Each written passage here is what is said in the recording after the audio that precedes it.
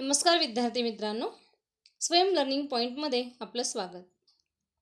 राज्यशास्त्र या भागातील प्रक्रम क्रमांक 2 निवडणूक प्रक्रिया. आज आपण ही निवडणूक प्रक्रिया कशी चालते हे समजून घेऊया. निवडणुकांचे महत्त्व तुम्ही जाणता ना? का? कारण भारतीय लोकशाही जगातील सर्वात मोठी लोकशाही मानली जाते. इतकी मतदारसंख्या अन्य कोणत्याच लोकशाही असलेल्या देशात आढळत नाही. तर लोकशाही शासन पद्धतीची केवळ संरचना असून चालत नाही, तर त्या संरचना आधारे प्रत्यक्ष व्यवहार केल्यावरच लोकशाही समाजाच्या राजकीय जीवनाचा एक अविभाज्य भाग बनते. आणि त्यानुसार आपल्या देशात लोकांना थेट प्रतिनिधित्व देणाऱ्या संसद, राज्य विधानसभा, स्थानिक शासन संस्था, जनतेच्या सहभागाचा आणि राजकीय स्पर्धेचा विचार करता भारतातील लोकशाही मोठ्या प्रमाणामध्ये यशस्वी झाल्याचे दिसते. मग मुलांनो, ठराविक मुदतीनंतर मुक्त आणि न्याय्य वातावरणात निवडणुका हे भारतीय लोकशाहीचं यश आहे. जे निवडणुका होतात, लोकसंख्या व विस्तार या दोन्ही बाबत मोठ्या असलेल्या आपल्या देशात विविध पातळीवर निवडणुका घेणं ही बाब कशी आहे? आव्हानात्मक आहे. तर मग वारंवार होणाऱ्या निवडणुकांमुळे भारतीय मतदाराच्या राजकीय जाणीवा प्रगल्भ होण्यास मदत होते. निवडणुकीदरम्यान समोर येणाऱ्या सार्वजनिक धोरण आणि प्रश्नांबाबत भारतीय मतदार भूमिका घेत असतात आणि या प्रश्नांच्या पर्यायांचा विचार करून मतदान करण्याच्या वृत्तीत पण वाढ झालेली आहे. तर ही निवडणूक प्रक्रियेमध्ये नागरिकांचा अतिशय महत्त्वाचा भाग असतो. म्हणजे मतदार म्हणून एक आपलं कर्तव्य आणि जबाबदारी प्रत्येक नागरिकाला पार पाडावी लागते. कारण आपल्या लोकशाहीमध्ये प्रतिनिधी जे जनतेने निवडून दिलेले आहे ते राज्य करतात. म्हणजेच लोकांच्या वतीने निवडून दिलेले प्रतिनिधी राज्यकारभार पाहतात आणि त्यामुळे आपल्या देशात शांतता, सुव्यवस्था निर्माण होते. तर या निवडणूक प्रक्रियेवर सर्व नागरिकांचा ठाम विश्वास आहे आणि ही निवडणूक प्रक्रिया कशी चालते हे इथे आपण समजून घेऊया. भारताचा निवडणूक आयोग आणि राज्य पातळीवर असणारा राज्य निवडणूक आयोग आपल्या देशातील सर्व महत्त्वाच्या निवडणुका घेत असतात. मग निवडणुकांचं महत्त्व काय माहिती तुम्हाला? की निवडणुकांच्या माध्यमातून जनतेकडून प्रतिनिधींची निवड होते, शांततेच्या मार्गाने सत्तेत परिवर्तन होतं, विविध राजकीय पक्षांना राज्यकारभाराची संधी मिळते, त्यानंतर समाज जीवनाबद्दल पण घडून येतो. लोकशाही पद्धती ही कायम टिकून राहते आणि म्हणून या लोकशाही देशात निवडणुकांना अनन्यसाधारण महत्त्व आहे. कारण निवडणुकींचा हा वाटा जो आहे, यामधून निवडणुका आणि प्रतिनिधित्व या लोकशाहीशी संबंधित अत्यंत महत्त्वाच्या प्रक्रिया निवडणुकीच्या माध्यमातून लोकप्रतिनिधी निवडले जातात, हे आपणास माहिती आहे. मग निवडणुकांमुळे सत्ता शांततेय मार्गाने बदलली जाते. नवीन जे लोक आहे, वेगवेगळ्या पक्षांना राज्यकारभाराची संधी मिळते. मग आता नवीन पक्ष किंवा वेगवेगळे पक्ष हे तुम्हाला माहिती आहेत की भारतामध्ये राष्ट्रीय पक्ष, काही प्रादेशिक पक्ष आहेत. तर शासनाच्या धोरणांमध्ये बदल घडवतात, समाज जीवन बदलतं. जे प्रतिनिधी आपण निवडून देतो ते प्रतिनिधी कसे असले पाहिजे? कार्यक्षम, प्रामाणिक, विश्वासू आणि जनमताशी कदर करणारे असावेत, अशी एक भावना असते. मग प्रत्येक नागरिक जेव्हा मतदान करतो तेव्हा तो त्या उमेदवाराकडे कशा पद्धतीने बघतो? तर तो कार्यक्षम असला पाहिजे, तो प्रामाणिक असला पाहिजे, विश्वासू, जनमताची कदर करणारा असा उमेदवार असेल तर लोक त्याला निवडून आणतात. म्हणजेच तो प्रतिनिधी म्हणून ते स्वीकार करतात त्याचा आणि तो प्रतिनिधी राज्यकारभार करतो. ज्या निवडणूक प्रक्रियेद्वारे आपण त्यांना निवडून देणार आहोत, ती निवडणूक प्रक्रिया ही कशी असते? खुली, न्याय्य आणि विश्वासार्ह असावी लागते. म्हणजे मतदान करताना नागरिकांच्या मनात भीती नको, त्यांच्यावर कोणी जबरदस्ती दडपशाही करणारी नको. आणि या दृष्टीने भारताच्या संविधानाने निवडणुका घेण्यासाठी एका स्वतंत्र निवडणूक आयोगाची तरतूद केलेली आहे. मग भारताचा निवडणूक आयोग आणि राज्य पातळीवर असणारा राज्य निवडणूक आयोग हे आपल्या देशातील सर्व महत्त्वाच्या निवडणुका घेतात. मग आपल्या ह्या देशात ग्रामीण भागातील ह्या ग्रामपंचायतीच्या निवडणुकीपासून तर पंतप्रधानांच्या निवडणुकीपर्यंत दर 5 वर्षांनी निवडणुका होत असतात. म्हणजे पंचवार्षिक हा निवडणुकींचा काय आहे तर कालखंड आहे. तर हा निवडणूक आयोग जो आहे हे सर्व जबाबदारी सांभाळतो. निवडणुकीच्या तारखा घोषित करण्यापासून तर निवडणुकांचे निकाल जाहीर करेपर्यंत, म्हणजे उमेदवाराचा अर्ज स्वीकारण्यापासून तो उमेदवार निवडून आल्यानंतर घोषित करण्यापर्यंत सर्व निर्णय हे निवडणूक आयोगाचे असतात. आणि असा निवडणूक आयोग अतिशय महत्त्वाची भूमिका बजावत असतो.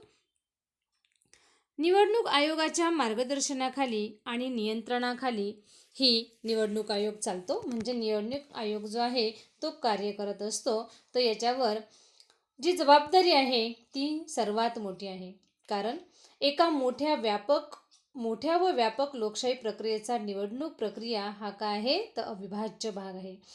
आणि या निवडणूक आयोगाची रचना, कार्य आणि भूमिका आपण समजावून घेतली पाहिजे. कारण निवडणूक प्रक्रियेमध्ये कोणत्या सुधारणा असल्या पाहिजे, निवडणूक प्रक्रिया कशी काम करते, त्यात काम कोणत्या पद्धतीने केलं जातं हे समजून घेणंही तेवढंच आवश्यक आहे. तर मुलांनो, 1950 मध्ये प्रजासत्ताक राज्य आपण स्वीकार केलं. म्हणजे 1950 मध्ये निवडणूक आयोगाची स्थापना झाली. आणि 1951 मध्ये पहिली निवडणूक ही 25 ऑक्टोबर 1951ला घेतली गेली. तर भारतातील निवडणूक प्रक्रियेच्या केंद्रस्थानी अर्थातच कोण आहे? निवडणूक आयोग आहे. तर मग आपण हा निवडणूक आयोग काय आहे ते बघूया. तर हे मी तुम्हाला सांगितलं की आपल्याला निवडणूक आयोगाची काय समजून घ्यायचं आहे, रचना, कार्य आणि भूमिका आपण समजून घेणार आहे. की हे निर्वाचन सदन म्हणजे निवडणूक आयोग जे आहे ते कशा पद्धतीने काम करतं आणि हे कुठे काम करतं, यामध्ये कोणकोणते पदाधिकारी असतात की ते निवडणूक आयोगाचं काम करत असतात. पुढे आपण या निवडणूक प्रक्रियेमध्ये काय समजून घेतोय तर निवडणूक आयोग समजून घेतोय. निवडणूक आयोग समजून घेण्यासाठी आपल्याला या प्रक्रियेच्या केंद्रस्थानी म्हणजे अर्थात निवडणूक आयोग असतो. आणि भारतीय संविधानाच्या कलम 324ने या स्वायत्त यंत्रणेची निर्मिती केली. या निवडणूक आयोग ही एक काय आहे? स्वायत्त यंत्रणा आहे. तर ही 324 कलमान्वये कार्य करत असते. त्यात एक मुख्य निवडणूक आयुक्त आहे आणि दोन निवडणूक आयुक्त असतात. अन्य दोन म्हणजे असे एकूण 3 असतात. एक मुख्य निवडणूक आयुक्त आणि अजून 2 निवडणूक आयुक्त असतात. निवडणूक आयुक्तांची नेमणूक कोण करतं माहिती तुम्हाला? राष्ट्रपती करतात. निवडणूक आयुक्त जे आहे मुख्य 1 आणि अन्य 2 अशा 3ही निवडणूक आयुक्तांची नियुक्ती ही राष्ट्रपतींकडून केली जाते. निवडणूक आयोगाचे स्वातंत्र्य जपले जावे म्हणून मुख्य निवडणूक आयुक्तांना सहजासहजी अथवा एखाद्या राजकीय कारणावरून पदभ्रष्ट केले जात नाही. निवडणूक आयोगाच्या खर्चासाठी स्वतंत्र अशी आर्थिक तरतूद पण केलेली असते. जे निवडणूक आयोग जे कार्य करतं त्याचं एक विशिष्ट प्रकारचं स्वातंत्र्य आहे. आणि ह्या निवडणूक आयोगाचं स्वातंत्र्य जपलं जावं म्हणून मुख्य निवडणूक आयुक्तांना राजकीय कारणावरून एखाद्या आयुक्ताला पदभ्रष्ट केलं जात नाही. निवडणूक आयोगाला जो खर्च येतो त्या खर्चासाठी सुद्धा काय केलेली असते? स्वतंत्र अशी एक तरतूद केलेली आहे, आर्थिक तरतूद केलेली आहे. म्हणजे थोडक्यात तुम्हाला हे समजलं की निवडणूक आयोग ही एक काय आहे? स्वतंत्र यंत्रणा आहे आणि ती संविधानाच्या कलम 324 अन्वये अस्तित्वात आली आहे. 1950 साली निवडणूक आयोगाची स्थापना झाली. निवडणुकीच्या प्रारंभापासून तर अखेरपर्यंत सर्व प्रक्रिया पार पाडण्याची जबाबदारी कोणाची असते? निवडणूक आयोगाची असते. मग स्थानिक शासन संस्था निवडणुकांसाठी राज्य निवडणूक आयोगची स्थापन करण्यात आलेली आहे. मग आता याच्यामध्ये निवडणूक आयुक्त जो आहे तो कशा पद्धतीने काम करत असतो? राजकीय पक्षांना मान्यता देताना निवडणूक आयोग कोणते निकष लावतो? मग राजकीय पक्ष आपल्या देशामध्ये वेगवेगळे राजकीय पक्ष आहेत की हे राजकीय पक्ष काय करतात? की सत्ता मिळवण्यासाठी म्हणजेच या सत्तेच्या स्पर्धेमध्ये ते उतरलेले असतात आणि सत्ता स्थापन करणं हे त्यांचं काय असतं, उद्दिष्ट असतं. म्हणून वेगवेगळ्या पक्षाचे जे उमेदवार आहे ते उमेदवार निवडणुकीमध्ये म्हणजेच राजकारणामध्ये भाग घेतात आणि निवडून येतात, कारण राज्यकारभार त्यांना हाताळायला मिळतो, संधी मिळते, राज्यकारभार करण्याची संधी मिळते. मग यामध्ये हे जे काही चिन्ह आहेत हे राजकीय पक्षांचे बोधचिन्ह आहेत. हे तुम्हाला सर्वांना माहिती आहे. तसं आपण राजकीय पक्षांमध्ये याची संपूर्ण माहिती मिळवणारच आहोत. तर निवडणूक आयोगाकडे स्वतंत्र कर्मचारी वर्ग नसतो, फार मोठा वर्ग नाही आहे. मग त्यावेळेस काय कुणाला काम करावं लागतं, तर शासकीय विभागातील जे अधिकारी आहे, शिक्षक वर्ग, कर्मचारी, जे काही शासकीय कर्मचारी आहे यांच्या मदतीने निवडणूक प्रक्रिया पार पाडली जाते. मग ह्या निवडणूक प्रक्रिया पार पाडण्यासाठी कुणाची मदत घेतात, तर सरकारी विभागामध्ये काम करणारे सगळे अधिकारी, शिक्षक आणि इतर कर्मचारी हे या निवडणूक आयोगाला मदत करतात. कधी, निवडणुकांच्या काळामध्ये. मग निवडणूक आयोगाचे काय कार्य आहेत, निवडणूक आयोग जो आहे तो काय कामं करतो, तर निवडणूक आयोगाचं जी मुख्य जबाबदारी आहे म्हणजे जे मुख्य कार्य आहे ते कशा पद्धतीने आहे. निवडणूक आयोगाची कार्य, पहिलं आहे मतदार याद्या तयार करणे. तर निवडणूक आयोग काय करतो, मतदार याद्या तयार करतो. म्हणजे वयाची 18 वर्ष पूर्ण केलेल्या प्रत्येक भारतीय नागरिकाला मतदानाचा हक्क आहे.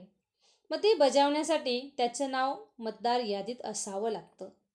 मग हे उमेदवाराने आपलं 18 वर्ष पूर्ण झाले की त्यांनी मतदार यादीत आपलं नाव नोंदवलं पाहिजे. नसेल त्यांनी नोंदवलं तर शासकीय कर्मचारी जेव्हा जनगणना करतात किंवा दरवर्षी कोणत्या ठिकाणी मुलं हे या 18 वर्ष पूर्ण झालेले आहे असा तपास करून ह्या जनगणनेच्या मार्फत किंवा चौकशीच्या मार्फत ते यादीमध्ये नवीन मुलांचं म्हणजेच 18 वर्ष पूर्ण झालेल्या मुलांचं यादीत नाव टाकतात. मग नवीन मतदार याद्या तयार करतात. त्या मतदार याद्या अद्ययावत असल्या पाहिजे. नव्या मतदारांचा समावेश करणं आवश्यक असतं. ही सगळी कामं जी आहेत ती निवडणूक आयोगाला करावी लागतात आणि निवडणूक आयोगाला ही कामं करण्यासाठी म्हणजेच मदत म्हणून शासकीय कर्मचारी यांना काय करतात, तर सहाय्य करतात. मतदारांना ओळखपत्र देण्याचा अधिकार निवडणूक आयोगाला असतो. म्हणजे ज्यांचं वय 18 वर्ष पूर्ण आहे असं प्रत्येक मतदाराला आपलं ओळखपत्र तयार करून देण्याचं कामही निवडणूक आयोगातर्फे केलं जातं. तर मग मतदार याद्या तयार करणं ही पण एक काय आहे, तर जबाबदारीची गोष्ट आहे, जबाबदारीचं काम आहे. तर हे निवडणूक आयोगाचं पहिलं कार्य आहे. दुसरं म्हणजे निवडणुकांचे वेळापत्रक आणि संपूर्ण कार्यक्रम ठरवणे. मग कोणत्या वेळेस कोणत्या निवडणुका आहे, मग ह्या पंचवार्षिक निवडणुका ज्या आहे त्या पंचवार्षिक निवडणुकांचं वेळापत्रक जाहीर करणं, संपूर्ण कार्यक्रम ठरवणं म्हणजे उमेदवार निश्चित केल्यापासून म्हणजेच उमेदवाराचं तिकीट जाहीर केल्यापासून तो उमेदवार निवडून येईपर्यंत ही सगळी जबाबदारी कुणाची असते, तर ह्या निवडणूक आयोगाची असते. मग आता या पद्धतीने निवडणुकीचं संपूर्ण संचालन ही निवडणूक आयोगावरील जबाबदारी असल्याने कोणत्या राज्यात केव्हा व किती टप्प्यात निवडणुका घ्यायच्या हे निवडणूक आयोग ठरवते. निवडणूक आयोग काय ठरवते की कोणत्या राज्यात कोणत्या टप्प्यात केव्हा ह्या निवडणुका घ्यायच्या ही निवडणूक आयोगाचं मुख्य कार्य आहे. म्हणजेच लोकशाहीच्या यशस्वीतेसाठी ठराविक कालावधीत निवडणुकांची गरज असते. या निवडणुका खुल्या वातावरणात घेण्यासाठी स्वतंत्र यंत्रणा असावी आणि या तीनही आयुक्तांचा दर्जा व अधिकार समान असतात. निवडणुकांच्या तारखा जाहीर करण्यापासून तर निवडणुकांचे निकाल जाहीर करण्यापर्यंत निवडणुकीची सर्व प्रक्रिया या निवडणूक आयोगाच्या नियंत्रणाखाली चालते. मग निवडणूक आयोगाकडे स्वतःचा असा स्वतंत्र कर्मचारी वर्ग नसतो. मग त्यावेळेस त्यांना या सर्व शासकीय कर्मचाऱ्यांची मदत घ्यावी लागते आणि हे कार्य पार पाडावं लागतं. तिसरं महत्त्वाचं कार्य म्हणजे काय, तो उमेदवारांच्या अर्जाची छाननी करणे. म्हणजे जे या पदासाठी निश्चित होऊ शकतात किंवा निश्चित होण्यासाठी पात्र आहे असे लोक काय करतात, तर या निवडणूक प्रक्रियेमध्ये भाग घेतात. म्हणजेच निवडणुकांच्या तारखा जाहीर झाल्यानंतर विविध राजकीय पक्ष काय करतात? आपापले उमेदवार निवडणुकीसाठी उभे करतात. मग कोणते उमेदवार उभे करतात? जे लोकांच्या विश्वासार्ह आहे, जे प्रामाणिक आहे, ज्यांना समाजाच्या सगळ्या ज्या काही तक्रारी, समाजामध्ये त्यांना जाणीवा किंवा आपुलकीची भावना असणारे असे उमेदवार काय करतात? असे राजकीय पक्ष अशा उमेदवाराला पुढे करतात, म्हणजेच निवडणुकीसाठी उभे करतात. तसेच कोणत्याही पक्षाचा पाठिंबा न घेता काही जे उमेदवार आहे ते स्वतंत्रपणे उभे राहतात, म्हणजे स्वतंत्रपणे काय करतात? ते निवडणूक लढवतात. मग स्वतंत्रपणे निवडणूक लढवतात तेव्हा ते अपक्ष उमेदवार असतात. कोणते? कारण ते कोणत्याही पक्षातून उमेदवारी करत नाही, तर ते स्वतःहून म्हणजे स्वतंत्रपणे उमेदवारी घोषित करतात. त्यांना अपक्ष उमेदवार असं म्हणतात. मग हे अपक्ष उमेदवारासह निवडणूक लढवू इच्छिणाऱ्या या सर्व उमेदवारांना अर्ज भरावा लागतो. त्या अर्जामध्ये त्यांना स्वतःसंबंधी सर्व माहिती द्यावी लागते. या अर्जाची काटेकोर छाननी निवडणूक आयोग करतो. म्हणजे एखाद्या उमेदवाराने जर स्वतःची माहिती पूर्ण भरून दिली तर ती संपूर्ण माहिती 100% खरी आहे का याची पडताळणी निवडणूक आयोग करत असतो. म्हणजे उमेदवारांना फक्त वयाची अट असताना त्यांना इतर माहिती निवडणूक आयोगाला देणं का महत्त्वाचं असतं? हे माहिती तुम्हाला का महत्त्वाचं असतं? कारण उमेदवाराला उमेदवारी अर्ज भरताना वयाबरोबरच त्याच्या मालमत्तेचं सुद्धा विवरण करावं लागतं. काही गुन्हेगारी पार्श्वभूमी आहे का याचंही स्पष्टीकरण निवडणूक आयोगाला द्यावं लागतं. त्यानंतर उमेदवाराची गुन्हेगारी प्रवृत्ती असल्यास दहशत निर्माण करून तो मतदारांवर प्रभाव टाकू शकतो. म्हणजे काही उमेदवार काही भागातले हे गुन्हेगारी प्रवृत्तीचे असतात, आक्रमक असतात. तिथल्या लोकांवर ते दहशत निर्माण करतात, आपला प्रभाव टाकतात आणि लोकांना बळजबरीने मतदान करायला लागतात. अशा प्रवृत्तीमध्ये वाढ होऊ नये यासाठी निवडणूक आयोग तो अर्ज ह्या उमेदवाराने भरलेला असताना त्याची काटेकोर छाननी ते करतात. अजून की त्यामुळे काय होऊ शकतं? तर दिलेल्या माहितीच्या आधारे त्याचं सदस्यत्व रद्द करता येऊ शकतं. जर उमेदवार हा गुन्हेगारी प्रवृत्तीचा असेल किंवा त्याच्या पार्श्वभूमीवर त्याच्यावर काही दावा असेल, गुन्हेगारी खटला भरलेला असेल, तर अशा उमेदवाराचा उमेदवारी अर्ज जो आहे तो रद्द करण्याचा अधिकार कुणाला आहे? निवडणूक आयोगाला आहे. म्हणून उमेदवारांना अर्जात माहितीचा संपूर्ण तपशील द्यावा लागतो. अजून उमेदवाराला त्याच्याकडील मालमत्तेची माहिती निवडणूक आयोगाला का द्यावी लागत असेल बरं? कारण उमेदवार निवडून आल्यावर तो आपल्या अधिकारांचा गैरवापर करून भ्रष्टाचार करू नये. नंतर आपल्या कार्यकालात असे प्रतिनिधी गडगंज पैसा मिळवतात, जमिनी खरेदी करतात. जाहीर केलेल्या मालमत्तेपेक्षा जर गैरमार्गांनी मिळवलेल्या संपत्तीचा तपशील देता आला नाही तर अशा प्रतिनिधींना शिक्षा करता येते. त्यांचं पदही भ्रष्ट करता येतं सरकारला. या अटींमुळे मग लोकप्रतिनिधींवर निर्बंध लादले जाऊन सरकार व खाजगी मालमत्तेचा व्यय होणं थांबतं, म्हणजे त्याचा गैरवापर होत नाही. म्हणून उमेदवाराला त्याच्याकडील मालमत्तेची माहिती निवडणूक आयोगाला द्यावी लागते. म्हणजेच उमेदवाराच्या अर्जाची छाननी अशा काटेकोरपणे ह्या निवडणूक आयोगाला करावी लागते. पुढचं निवडणूक आयोगाचं कार्य आहे राजकीय पक्षांना मान्यता देणे. मग आता राजकीय पक्षांना मान्यता देणे हे कुणाचं कार्य आहे? निवडणूक आयोगाचं कार्य आहे. आपल्या देशात बहुपक्ष पद्धती आहे, हे तुम्हाला माहिती आहे. आजही जे महाराष्ट्रातलं सरकार आहे ते आघाडीचं सरकार आहे. म्हणजे जर एखाद्या पक्षाला बहुमत मिळालं नाही तर इतर पक्ष एकत्र येतात आणि मग ते आघाडीचं सरकार चालवतात. म्हणजे बहुपक्ष पद्धती आहे, तसे नवे नवे पक्ष निर्माण होतात. मग राजकीय पक्ष जे आहे, पक्ष म्हणजे काय की समान विचारांचे, समान ध्येय असणारे, समान उद्दिष्ट असणारे लोक एकत्र येतात आणि ते एक संघ स्थापन करतात, म्हणजेच पक्ष स्थापन करतात. अशा सर्व पक्षांना निवडणूक आयोगाची मान्यता आवश्यक असते. एखाद्या पक्षाची मान्यता रद्द करण्याचा अधिकारही निवडणूक आयोगाला आहे. त्याच्यासाठी काही ठराविक अटी असतात. निवडणूक आयोगाला हे अधिकार म्हणजेच कोणते, की एखाद्या पक्षाला मान्यता देणे किंवा एखाद्या पक्षाची मान्यता काढून घेणे, हे अधिकार निवडणूक आयोगाला आहे. म्हणजे निवडणूक आयोग राजकीय पक्षांना निवडणूक चिन्ह पण देतो.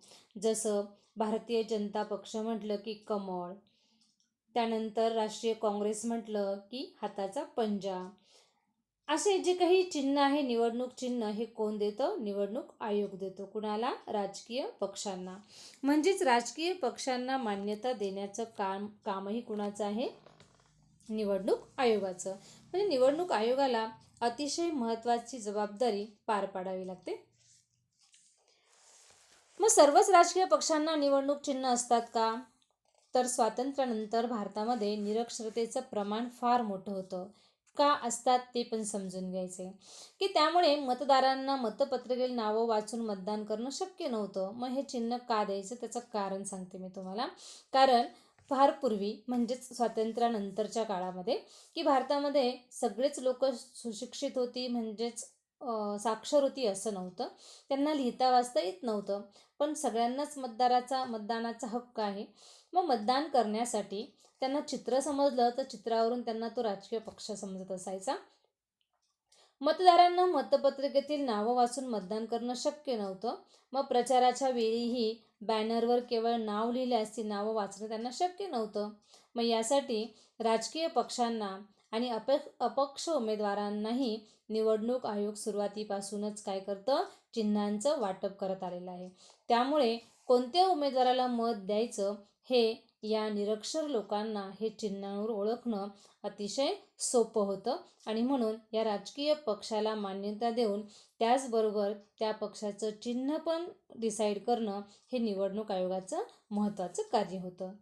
आणि शेवटचं निवडणूक आयोगाचं कार्य म्हणजे काय, तर निवडणुकीसंबंधी वाद सोडवणे. म्हणजे निवडणुकांच्या दरम्यान बऱ्याच ठिकाणी वाद होतो, तंटा होतो. मग ही सोडवण्याची जबाबदारीसुद्धा कोणाची आहे, निवडणूक आयोगाची आहे. मग निवडणुकीसंबंधी काही वाद निर्माण झाले, ती सोडवण्याची जबाबदारी निवडणूक आयोगावर आहे. त्यामुळे एखाद्या मतदारसंघात पुन्हा निवडणुका घेणं अथवा उमेदवाराची अपात्रता घोषित करणं ही कामंसुद्धा निवडणूक आयोगाला करावी लागतात. म्हणजे एखाद्या पक्षाला त्यांनी निवडून दिले पण त्याची अपात्रता घोषित करण्याचं काम पण निवडणूक आयोगाला करावं लागतं. एखाद्या मतदारसंघामध्ये भांडण झालं, तंट झालं, मतदारांना मतदान करता आलं नाही, तर त्यावेळेस इथं पुन्हा नव्याने निवडणूक घेणं हे कार्यसुद्धा निवडणूक आयोगाला करावं लागतं. मग या पद्धतीने ही निवडणूक आयोगाची काय आहे, तर कार्य आहे. तर यामध्ये अनुसूचित जाती व अनुसूचित जमातीसाठी सुद्धा काही मतदारसंघ राखून ठेवले जातात. याचं कारण तुम्हाला माहिती आहे, कारण प्रत्येक मतदारसंघात अनुसूचित जाती जमातीची संख्या विखुरलेली असते. त्यामुळे या लोकसमूहातील लोकांना सुद्धा प्रतिनिधित्व करता यावं, कारण सहजासहजी प्रतिनिधित्व मिळणं हे अवघड असतं. आणि त्यामुळे अनुसूचित जाती जमातीच्या लोकांसाठी सुद्धा मतदारसंघ काय करतात, राखून ठेवले जातात. सर्वच राजकीय पक्षांना निवडणूक चिन्ह असतात. मग प्रतिनिधित्वाशिवाय तर त्यांच्या समस्यांना सभागृहात वाचा फोडणं अशक्य होईल. जर प्रतिनिधित्व नाही मिळालं कुणाला, अनुसूचित जाती जमातीच्या लोकांना, तर त्यांचे प्रश्नच राहतील. मग त्यांना त्यांचे प्रश्न मांडता येणार नाही. म्हणून त्यांना जर प्रतिनिधित्व मिळालं तर त्यांना आपले प्रश्न, आपल्या समस्या या सभागृहात मांडता येतील. प्रतिनिधित्व न मिळाल्यास या लोकसमूहांना सामाजिक न्याय व समानता मिळणार नाही. समाज त्यांच्याकडे दुर्लक्ष करेल किंवा तो दुर्लक्षित समाज म्हणून ओळखला जाईल. त्यांची प्रगती थांबेल, त्यांचा विकास होणार नाही. आणि म्हणून अनुसूचित जाती व अनुसूचित जमातीच्या हक्कांच्या रक्षणासाठी काही मतदारसंघ जे आहे ते राखून ठेवले जातात. मग हे निवडणूक आयोगाचे हे काय झाले, प्रमुख कार्य झालं. त्यानंतर आपण या मतदारसंघाची पुनर्रचना काय आहे हे बघूया. लोकसभेतील एकूण सदस्यांची संख्या जी आहे ती सदस्य संख्या किती असते, 543. हे सभासद कसे निवडून येतात, प्रत्येक सभासद एका मतदारसंघाचे प्रतिनिधित्व करतो. म्हणजेच लोकसभेचे 543 मतदारसंघ आहेत. किती मतदारसंघ आहेत माहिती तुम्हाला, 543.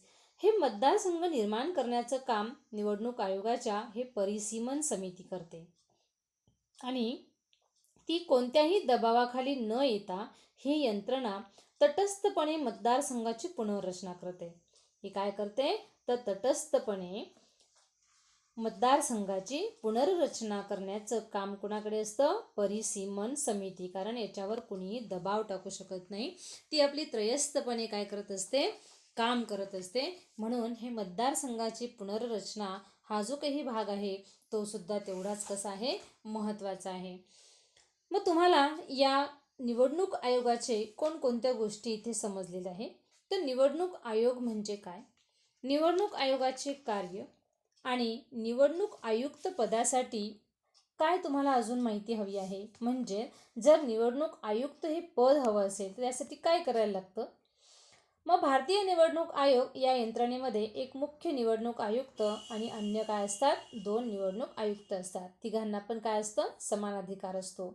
अजून आयुक्ताची निवड कोणाकडून होते? राष्ट्रपतींकडून होते. प्रशासकीय सेवेतील अनुभवी व्यक्तींचा या पदासाठी निवड करतात. त्यानंतर संसदेच्या आणि विधिमंडळाच्या प्रतिनिधींच्या निवडणुका निष्पक्ष आणि खुल्या वातावरणात घेण्याची जबाबदारी कुणाची असते? मुख्य निवडणूक आयुक्तांची असते. निवडणूक आयोगाचे स्वातंत्र्य जपण्यासाठी आयुक्तांना काय करता येत नाही? कोणत्याही कारणावरून म्हणजेच राजकीय कारणावरून त्यांना पदभ्रष्ट करता येत नाही. कारण त्यांची नेमणूकच कोणी केलेली असते? राष्ट्रपतींनी केलेली असते. पदभ्रष्ट करण्याचा अधिकार संविधानाने कोणालाही दिलेला नाही. तर मतदारसंघाची पुनर्रचना म्हणजे काय? तर या लोकसभेतील जेवढे सदस्य संख्या आहेत किती? 543. म्हणजे हे सदस्य जे निर्वाचित आहे किंवा निवडून आलेले आहे तर हे किती मतदारसंघांचे आहे? 543 मतदारसंघांचे आहे. मग हे मतदारसंघ निर्माण करण्याचं काम कोणाचं? तर ह्या निवडणूक आयोगाची एक समिती आहे की ज्या समितीचं नाव काय सांगितलं आपण? परिसीमन समिती. मग ही यंत्रणा जी आहे ही मतदारसंघाची तर ती कुणाच्याही दबावाखाली काम करत नाही. ती एक स्वतंत्रपणे काम करणारी अशी ही यंत्रणा आहे मतदारसंघाची पुनर्रचना करण्याचं. तर असं आपण ह्या मतदारसंघाची पुनर्रचना इथपर्यंत आपण काय बघितलं? या पाठाची माहिती बघितली पहिल्या भागामध्ये. आपण या दुसऱ्या भागामध्ये दुसऱ्या व्हिडिओमध्ये बघणार आहोत की हे पुढे जे काही आचारसंहिता म्हणजे निवडणूक प्रक्रियेला काय काम करावं लागतं तर ह्या मतदारसंघाच्या निर्मितीपासून तर निवडणुकीसंबंधीच्या वादांचे निराकरण करण्यापर्यंत. त्यानंतर पुढे मग आचारसंहिता म्हणजे काय?